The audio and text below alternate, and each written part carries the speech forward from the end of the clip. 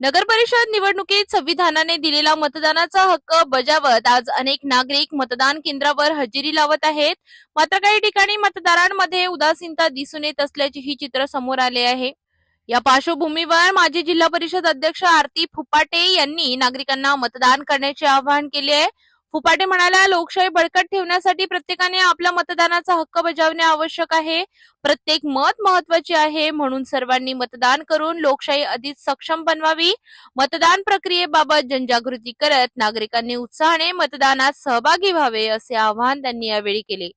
आज 2 डिसेंबर स्थानिक स्वराज्य संस्थेच्या निवडणुका नगरपालिका 2025 या निमित्त लोकशाहीचा उत्सव आज आहे आणि मी एक कर्तबगार नागरिक म्हणून, कर्तव्यदक्ष नागरिक म्हणून माजी जिल्हा परिषद अध्यक्ष डॉक्टर आरती फुपाटे मी माझं मतदान केलेलं आहे. चला मतदान करूया, आपली लोकशाही बळकट करूया. धन्यवाद.